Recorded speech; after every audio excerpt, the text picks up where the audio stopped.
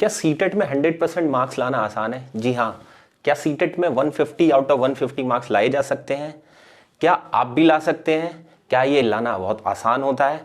क्या कुछ इस तरीके के क्वेश्चंस आपके दिमाग में भी आते हैं? तो इसका जवाब है जी हाँ, आप भी 150 आउट ऑफ 150 मार्क्स यानी सीटेट में 100% मार्क्स अचीव कर सकते हैं।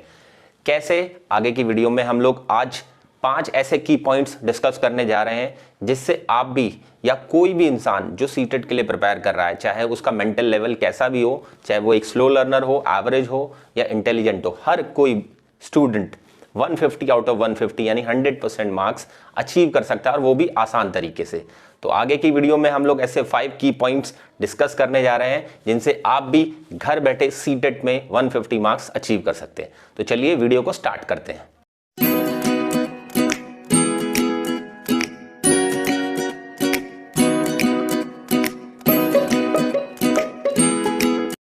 150 मार्क्स लाने के लिए सबसे पहले हमें चाहिए एक अच्छा सिलेबस। जी हाँ, किसी भी मंजिल को तय करने के लिए उसके रास्ते को हमें ज़रूर पता करना चाहिए कि कौन सा रास्ता उसके लिए सबसे शॉर्ट होगा, कौन सा रास्ता सबसे ज़्यादा कन्वीनियंट होगा और कौन सा रास्ता हम सबसे ज़्यादा जल्दी ले सकते हैं। तो इसी तरीके से अगर आपको 150 मार्क्स अचीव करने हैं तो आपको सबसे पहले सिलेबस पता करना होगा। सिलेबस, ऐसा सिलेबस जो आपको 150 मार्क्स तक पहुँचा सकता है।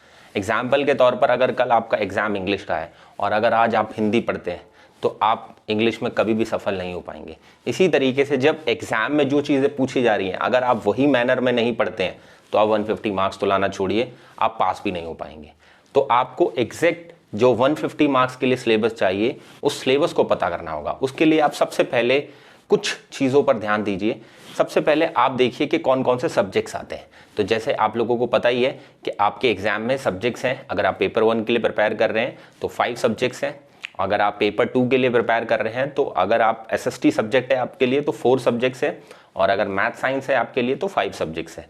उन 5 सब्जेक्ट्स के अंदर या 4 सब्जेक्ट्स के अंदर भी आपको कैटेगराइज करना होगा कि कौन सा सब्जेक्ट कितने मार्क्स का आता है। एग्जाम्पल के तौर पर आपका सीडीपी का सिलेबस है तो सीडीपी आप पेपर 1 हो चाहे पेपर 2 हो 30 मार्क्स का आता है। हिंदी लैंग्वेज की बात करें तो 30 मार्क्स का आता है। इंग्लिश लैंग्वेज की बात करें तो 30 मार्क्स का आता है। और मैथ्स की बात करें तो 30 मार्क्स का आता है। और ईवीएस की बात करें पेपर 1 में तो भी 30 मार्क्स का आता है। और साइंस की बात करें पेपर 2 के अंदर तो भी 30 मार्क्स का। और एसएसटी की बात करते हैं पेपर 2 में तो 60 मार्क्स का। तो इस तरीके से आपके सब्जेक्ट्स हैं जो कि कुछ इस तरीके से आपको दिखाई देंगे। पैटर्न जान लीजिए कि किस तरीके का पैटर्न आपके एग्ज़ाम में फॉलो होता है। तो कुछ ये सब्जेक्ट्स हैं जो कि आपके एग्ज़ाम में फॉलो किए जाते हैं, और 150 मार्क्स के लिए ये प्रॉपर सब्जेक्ट्स आपको देखने ज़रूरी हैं, चाहे पेपर 1 हो चाहे पेपर 2 हो। नेक्स्ट पॉइंट के अंदर आपको आता है कंटेंट। अब कंटेंट कैसे, कहाँ से, कितना गैदर करना है, कितना, कौन सी बुक्स खरीदनी है हमें, क्या नोट्स मिल सकते हैं हमें, क्या कोई ऐसी चीज़ हमें मिल सकती है जो इस सिलेबस को 100% कंप्लीट करा दे।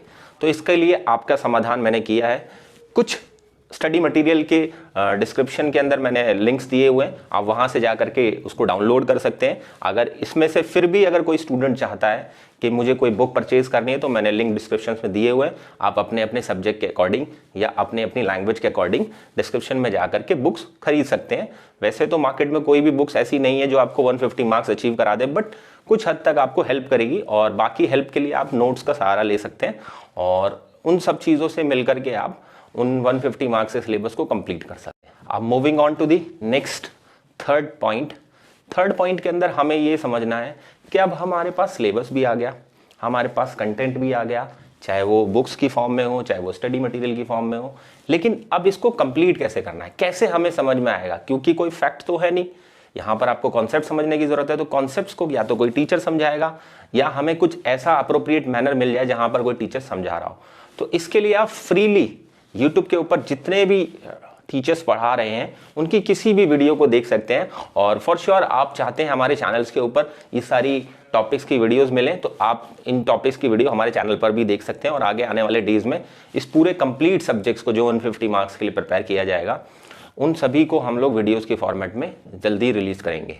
तो आप लोग हमारे चैनल पर भी ट्यून इन रख सकते हैं, और इसके अलावा अगर आप चाहते हैं किसी और यूट्यूब चैनल पर तो सभी के पास आप जा करके सीख सकते हैं। और आफ्टर ऑल आपको इन 150 मार्क्स के सिलेबस को कंप्लीट करने से ही फर्क पड़ेगा।